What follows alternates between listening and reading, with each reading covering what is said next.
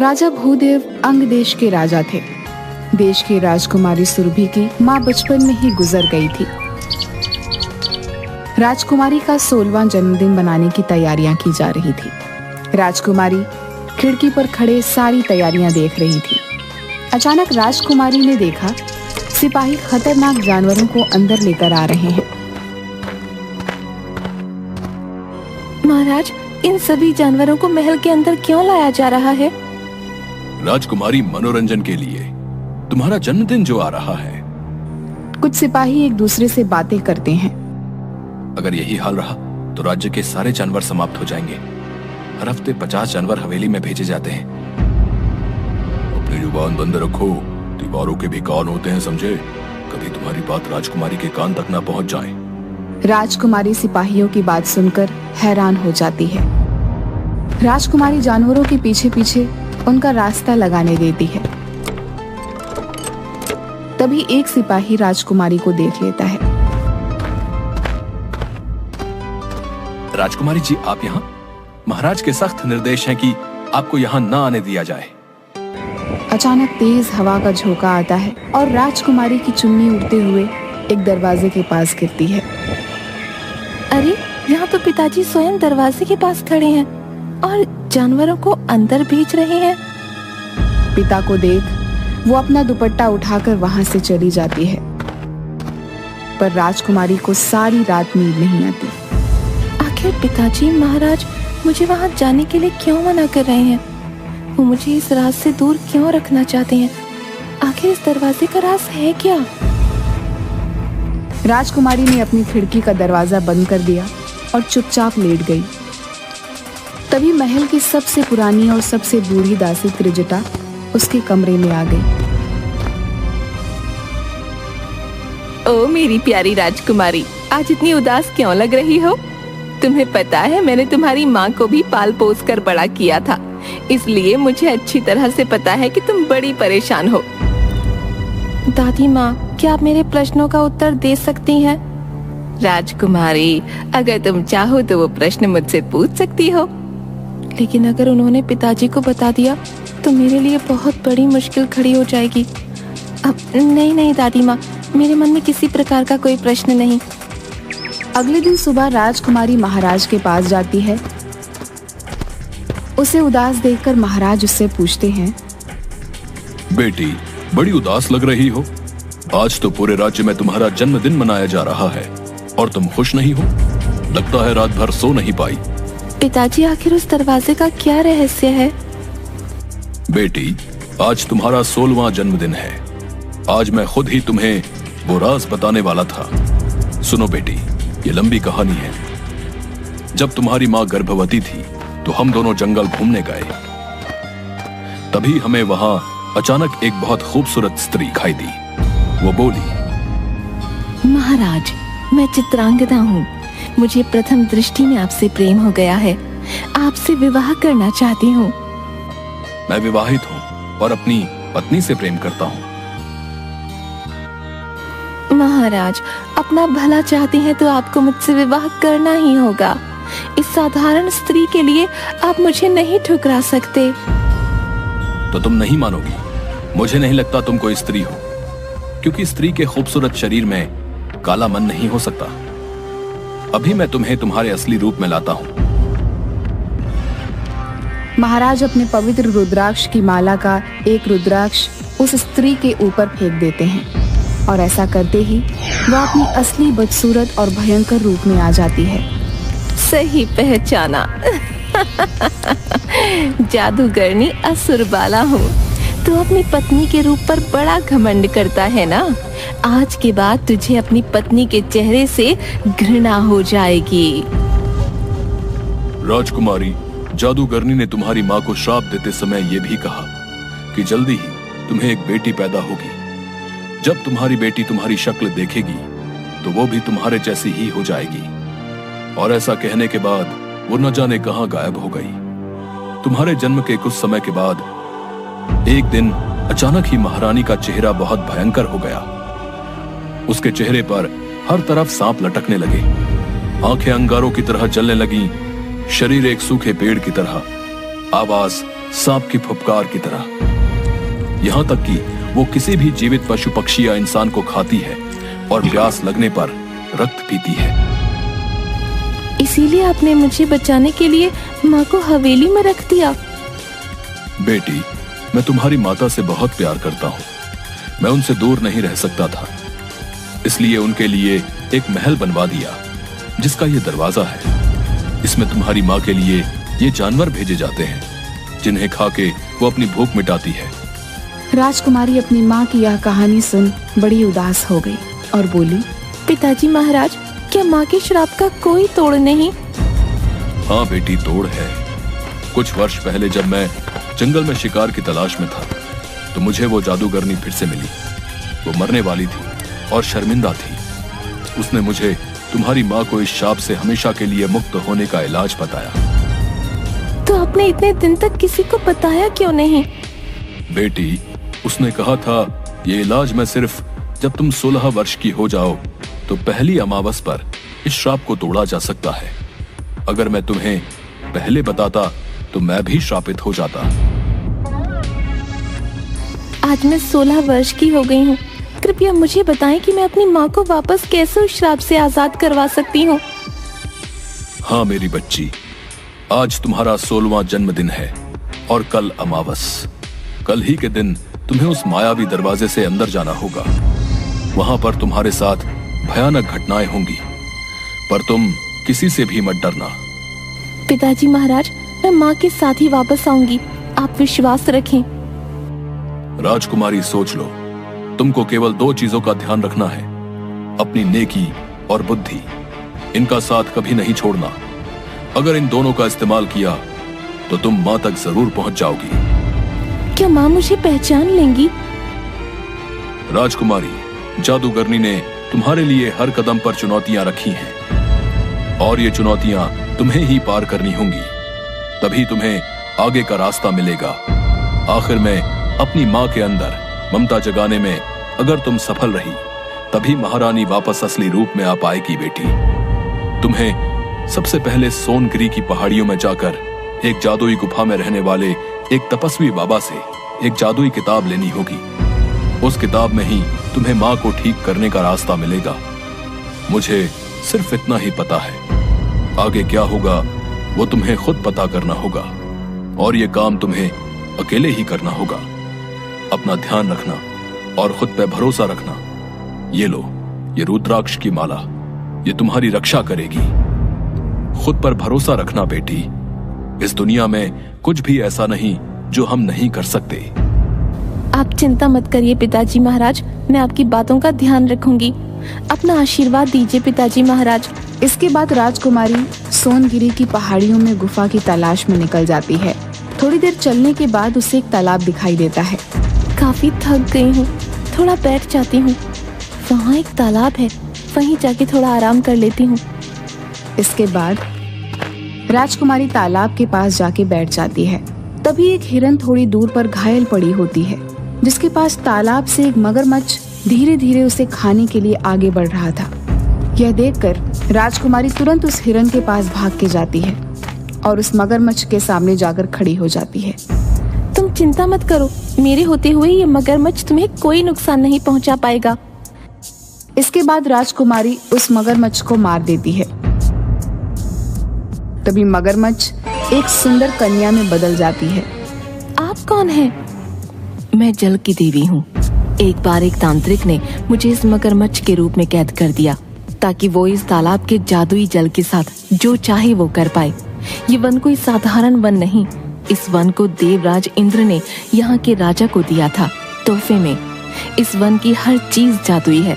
अब वो तांत्रिक अपनी मनमानी नहीं कर पाएगा। तुम्हारा बहुत बहुत धन्यवाद राजकुमारी। बताओ मैं तुम्हारी कैसे मदद कर सकती हूँ? इस वन में एक गुफा है जहाँ एक तपस्वी बैठते हैं, उनसे मुझे उनकी जादुई किताब लेनी है। वो किताब तो लोगों को उनकी मंजिल दिखाती है। इस उम्र में भला तुम्हें तुम्हारी कौन सी मंजिल जाननी है? जल देवी, मुझे अपनी माँ को बचाना है। एक जादूगरनी के श्राप से वो एक राक्षसनी में बदल गई हैं। उनकी मुक्ति के लिए मुझे उस जादुई किताब तक पहुँचना ही होगा। तुम्हारी वजह से इस कैद से मैं आजाद हो पाई हूँ। इसलिए मैं तुम्हें गुफा तक पहुंचाऊंगी। उस गुफा का रास्ता इसी तालाब से होकर जाता है। वहां तक सही सलामत पहुंचने में ये जलरथ तुम्हारी सहायता करेगा। मैं तुम्हारी कामयाबी के लिए प्रार्थना करूंगी। जाओ, तुम्हारी यात्रा सफल हो। इसके बाद राजकुमारी उस जलरथ में बैठकर तालाब के अंदर चली जाती है। थोड़ी देर बाद वो गुफा तक पहुंच जाती है। इसके बाद जलरथ से उतरकर राजकुमारी गुफा के अंदर चली जाती है। वहां राजकुमारी को एक छोटी सी मछली के पंखों पे एक कांटा फंसा हुआ दिखता है। राजकुमारी जैसे ही उसके पंखों से वो कांटा निकालती है। आपका बहुत बहुत धन्यवाद राजकुमारी। इस कांटे की वजह से मैं अपने अपनों से पीछे छूट गई थी, लेकिन अब मैं उनके पास वापस जा सकूंगी। धन्यवाद राजकुमारी। वैसे आप यहाँ क्या कर रही हैं? इस जगह तो इंसानों को आए सालों बीत गए। मुझे यहाँ जो तपस्वी रहते हैं ना, उनसे मिलना है। उनके पास जो जादुई किताब है वो मुझे चाहिए। जादुई किताब? वो भला क्यों चाहिए तुम्हें? ओह, तो तुम्हें अपनी माँ को बचाने के लिए जादुई किताब चाहिए। तभी छोटी मछली तपस्वी में बदल जाती है। मैं तुमसे खुश हुआ बेटी। तुम इस किताब से कोई भी एक सवाल पूछ सकती हो। उसके बाद ये किताब अपने आप गायब हो जाएगी। आपका बहुत बहुत धन्यवाद बाबा। आखिरकार मैंने अपनी पहली मंजिल पार कर ही ली है। जादुई किताब मुझे बता, मैं अपनी माँ को उस जादूगरनी के श्राप से कैसे आजाद कर सकती हूँ। इस श्राप से मुक्ति तभी मिलेगी जब कोई जंगल की आत्मा की मणि को महारानी के माथे के बीचों बीच लगा दे। इससे महारानी अपने असली रूप में आ जाएगी। इसके बाद राजकुमारी उसी जलरथ में बैठकर वापस आ जाती है।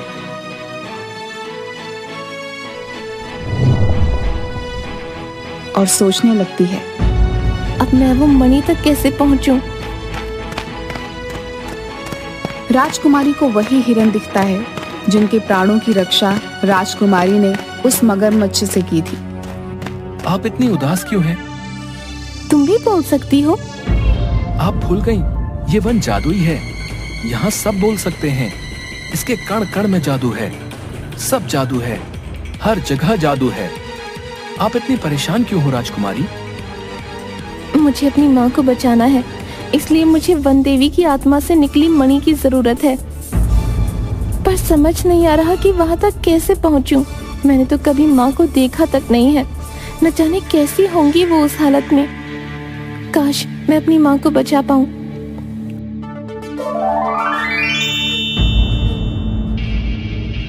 राजकुमारी भाग जाइए यहाँ से, वरना ये मेरे साथ साथ आपको भी मार के खा जाएगा। जाइए राजकुमारी, आप चली जाइए यहाँ से। मैं तुम्हें छोड़ के नहीं जा सकती। तुम यहाँ से जाओ, मैं इसका ध्यान भटकाती हूँ। उतने में तुम भाग जाना, ठीक है? नहीं राजकुमारी, ये हमारी नियति है। हमारे जन्म लेते ही मौत हमारा पीछा करने लगती है, लेकिन आपको अपनी माँ को बचाना है। आप जाओ यहाँ से, मैं इसका ध्यान भटकाता हूँ। मैं एक क्षत्रिय हूँ। इस तरह पीठ दिखा के भागना हमारे खून में नहीं है। इस दानव का मैं वो हाल करूंगी कि आज के बाद किसी को नहीं खा पाएगा। इसके बाद राजकुमारी उस दानव से लड़ने लगती है। काफी देर तक लड़ने के बाद जैसे ही राजकुमारी अपनी तलवार से जैसे ही मारने वाली होती है, तभी उन दानव की आंखों में आंसू आते हुए देख लेती है और थोड़ी देर में एक छोटे से दानव को देख लेती है जो कि उसी दानव का पुत्र होता है। ये देख राजकुमारी रुक जाती है और उन्हें जाने देती है। आज के बाद इस तरह का नुकसान किसी को नहीं पहुंचाना। जाओ, वहाँ तुम्हारा बच्चा तुम्हारी राह देख रहा है। आपने उसे क्यों जाने दिया राजकुमारी? मैं एक बच्चे को उसकी माँ से अलग नहीं कर सकती। आज जब खुद तरस रही हूँ तो भला यही दर्द मैं किसी और को सहने कैसे दे सकती हूँ? तुम सच में बहुत दयालु हो। तुमसे मिलना मेरी खुशकिस्मती है राजकुमारी। तुम भी कैसी बातें कर रही हो। चलो अपना ध्यान रखो, और हाँ, ध्यान से देखकर बाहर निकलना, समझी? मैं चलती हूँ, अभी लंबा सफर तय करना है। वो तो ठीक है, लेकिन अगर तुम चली गई तो ये मणि कौन ले जाएगा? मतलब? तभी हिरन वन देवी में बदल जाती है। मैं तुम्हारे आने का उद्देश्य पहले से ही जानती थी, लेकिन मैं देखना चाहती थी कि तुम मेरी आत्मा मणि लेने के लिए काबिल हो भी या नहीं। ये सब एक छलावा था तुम्हें परखने के लिए। मुझे पहली बार अपनी आत्ममणि देने में खुशी हो रही है। तुम अपने उद्देश्य में सफल हो, मेरी यही दुआ है। मैं बहुत प्रसन्न हूँ तुमसे। लो, ले जाओ इसे। तभी वन देवी अपनी शक्तियों से अपनी आत्ममणि को राजकुमारी को दे देती है। आपका ये एहसान मैं कभी नहीं भूलूंगी वन देवी। जाओ पुत्री, काम खत्म होने के बाद ये पुनः मेरे पास लौट आएगी। अब जाओ, देर मत करो।